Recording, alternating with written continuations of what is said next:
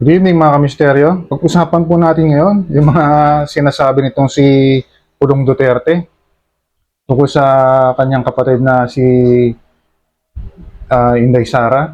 Ito sabi niya, Representative Duterte to Akbayan, it's not VP Sara's job to demonize China. Ano naman yung sinasabing pag-demonize sa China?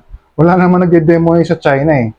Sinasabi lang ng mga tao, ng mga Pilipino, kung ano yung ginagawa ng China. Hindi pagde-demonize yun. Yung pag-share ng video, yung pagsasabi na wina-water cannon tayo ng China, hindi pagde-demonize yun. Real talk po yun. Totoong po nangyayari yun. Ngayon, nasa tao na lang yun kung iisipin nila, ay pagde-demonize ba yun?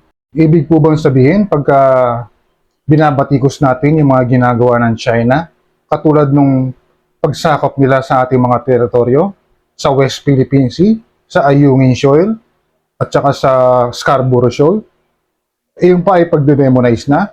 Hindi po pagde-demonize yun. Yun po ay pagsasabi ng mga ginagawa ng mga China sa pagsakop sa ating teritoryo.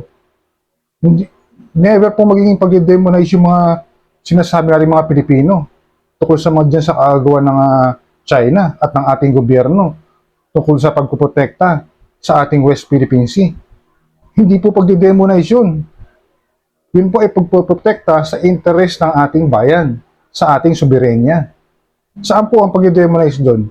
Bibigyan ko kayo ng totoong pagde-demonize. Kayong mga DDS, mga DDS, yung pagbatikos nyo sa ating mahal na Pangulo tungkol sa mga kasinungalingan yung pagka-cocaine, pagka-pulburon, pagdodroga at pagbabangag. Yan ang pagde-demonize. Yan mga ginagawa nyo. Yan ang malinaw na pagde-demonize. Tandaan nyo yan. Ito ang ating Vice Presidente, si Sara Duterte. Hindi natin maintindihan tungkol sa pananahimik niya dito sa ating teritoryo sa West Philippine Sea. At ito, lumalabas pa nga na ayaw niyang kaya di siya nagsasalita dahil ayaw niya mag-demonize sa China. Di ba? Ibig sabihin, yung mga sinasabi natin, pag-demonize pala yun para sa kanya. Pero yung ginagawa ng mga DD kay PBBM, hindi raw pag-demonize. Di ba? Saan nga ba talaga ang loyalty ng ating Vice Presidente? Sa Pilipinas ba? O sa China? Di ba? Kasi may pag-greetings pa siya sa Beijing, di ba? In Mandarin.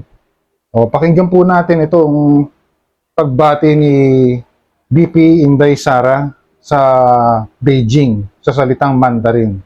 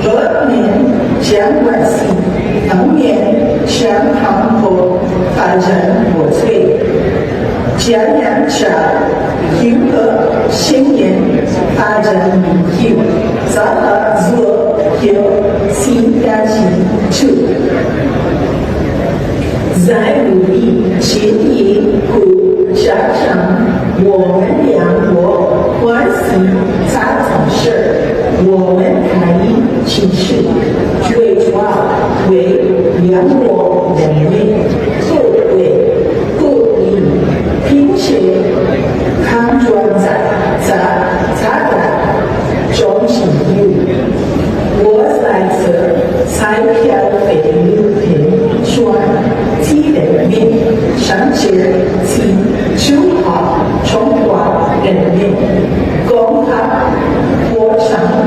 Napakinggan po natin yung pagbati ni VP Sara sa Beijing. Yan po taon-taon niya lang ginagawa. Yung salitang Mandarin na yan, pagbati niya sa Beijing. Diba? So, tingin nyo, saan ba talaga ang ano niya? Kanyang loyalty? Sa ating ba mga Pilipino? O sa China? Diba? Sino talaga ang pinaglilingkuran niya? Ang ating administrasyon o ang administrasyon ng China? Diba? Ano po bang masasabi nyo? Ito sa mga kinikilos ng ating Vice President na si Sara Duterte. Hindi lang siya nanahimik. May statement pa siya at saka si Pulong na hindi raw trabaho ni VP Sara ang mag-demonize sa China. Talagang kakaiba itong mga Duterte na to pagdating sa China. So, hanggang dito na naman po muna mga kamisteryo. Hanggang sa muli. Please like and share my video and please subscribe to my channel.